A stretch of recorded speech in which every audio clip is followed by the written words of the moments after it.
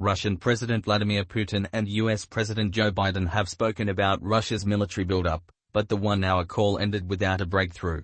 The White House has insisted that Moscow faces swift and severe costs if it pushes ahead with aggression, while the Kremlin has denounced the United States' peak hysteria surrounding the Ukraine conflict.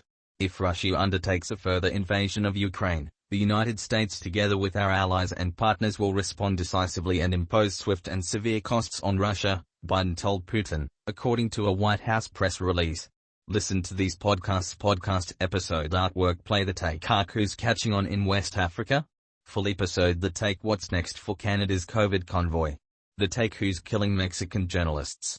While the U.S. was prepared to engage in diplomacy, we are equally prepared for other scenarios, Biden said, as the two nations stare down one of the gravest crises in East-West relations since the Cold War. The Kremlin said Putin told Biden Washington has failed to take Russia's main concerns into account, and it had received no substantial answer on critical elements, including NATO's expansion and the deployment of offensive forces to Ukraine.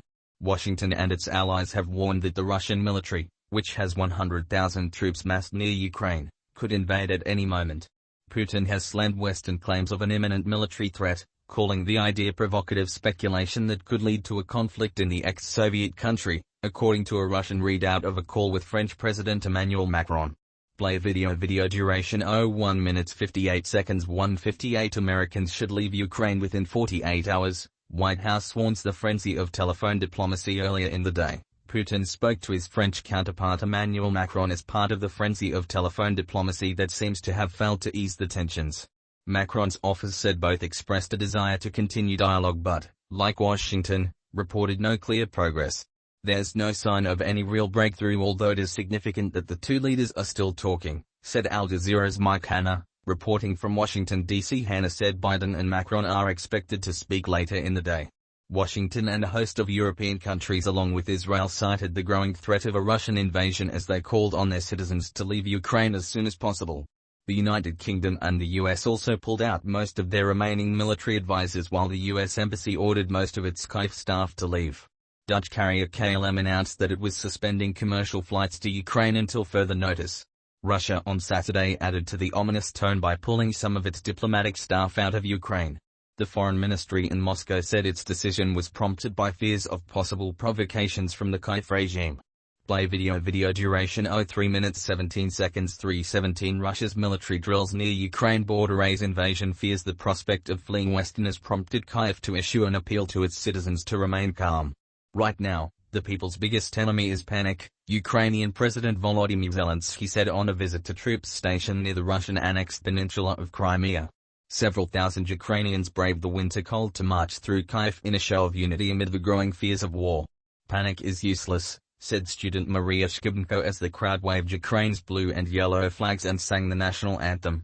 We must unite and fight for independence. Adding to the already heightened tensions, Russia's defense ministry on Saturday said that it had chased off a U.S. submarine that it alleged had crossed into its territorial waters near the Kuril Islands in the northern Pacific. The ministry said it had summoned the U.S. defense attaché in Moscow over the incident, while the Pentagon said only that it was aware of press reports. Play video. Video duration 2 minutes 21 seconds. 2:21 Ukraine crisis. Russia, Belarus begin major joint military drills any day now. Washington on Friday issued its most dire warning yet that Russia had assembled enough forces to launch a serious assault. Our view that military action could occur any day now, and could occur before the end of the Olympics, is only growing in terms of its robustness, U.S. National Security Advisor Jake Sullivan warned. Ukrainian leaders have been trying to talk down the prospects of an all-out war because of the damaging effect such fears were having on the country's teetering economy and public morale. But the mood across the country remained tense.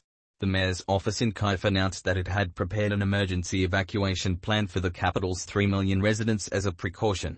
German Chancellor Olaf Scholz is due to travel to Kyiv on Monday and then visit Putin as Europe strives to keep lines of communication open with Moscow. Russia is seeking binding security guarantees from the West that include a pledge to roll NATO forces out of Eastern Europe and never expand into Ukraine. Washington has flatly rejected the demands while offering to discuss a new European disarmament agreement with Moscow.